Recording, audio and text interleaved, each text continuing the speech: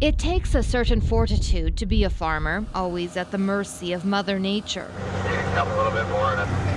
For Summer Hyde, facing the uncertainty of what each year will hold for her and her husband on the farm pales in comparison to fears she has already conquered. A deadly stomach cancer runs in her family, and the 32-year-old has had to make agonizing decisions and take drastic steps to save her own life. There was always the little bit of like, when is the ticking time bomb going to go off and when might I get the cancer? It was too much fear over the unknown, so. Hyde was only 2 years old when her Aunt Rosemary passed away from stomach cancer. She was just 29 years old. I was very concerned for my children because I knew nothing about cancer. Rosemary's husband, Luke Lawrence, remembers asking the doctor whether their children were at risk. He says cancer is not contagious. They didn't know anything about hereditary forms of cancer, but at the time, that was the right answer. But then, 16 years later, their daughter Erin was diagnosed with the same cancer. She was 20 years old and dead within 7 months.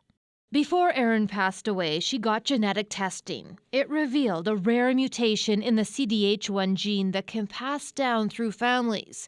It causes hereditary diffuse gastric cancer. We didn't know none of this until it was far too late because Erin had already been diagnosed with stage 4 of this form of cancer. So it was to create an awareness for the family more so than what we could do for Erin. And that's why we did it. So Summer Hyde and some other family members got tested too. 5 people had the mutation, including her grandmother, her father, and her. It was like devastating, obviously, but it wasn't, I think I was so young and naive that I really didn't think about what that actually meant. What that meant was she had an 83% chance of getting the deadly cancer in her lifetime. The only way to prevent it is to remove her entire stomach. It's called a prophylactic total gastrectomy.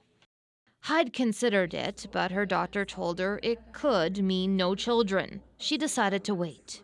I wanted to have my kids naturally. I didn't, like, you can do IVF and have the embryos tested for the gene and then not implant the ones that have the gene, but I didn't want to do that. I do feel like some feel like it's a little bit selfish because I could spare my kids from having the gene, but I wouldn't get the kids that I have if I were to choose that, and I would never choose anybody different. Hyde and her husband had 2 daughters, and her anxiety grew. She was terrified of leaving them without a mother. It was always in the back of my mind that it was only 7 months that Erin was diagnosed and passed away, and so every like Christmas or birthday or any type of holiday, I would always go above and beyond because take lots of pictures, make it perfect in case it was their last one with me. Then, in 2014, her younger sister, Ali Kowalik, also tested positive for the gene mutation. I was gonna have the surgery. I knew.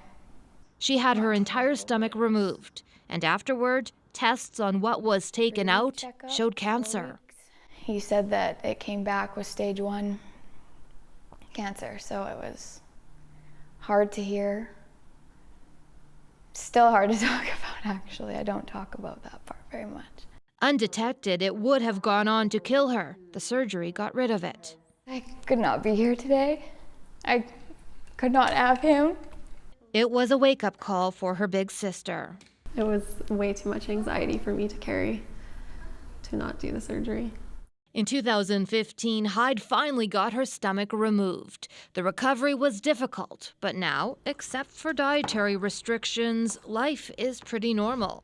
I feel amazing, and it was worth all the pain and fighting in the beginning, and it was definitely worth it.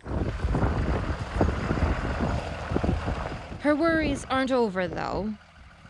The worry about myself has now been put onto my kids because I just worry and hope that none of them have the gene.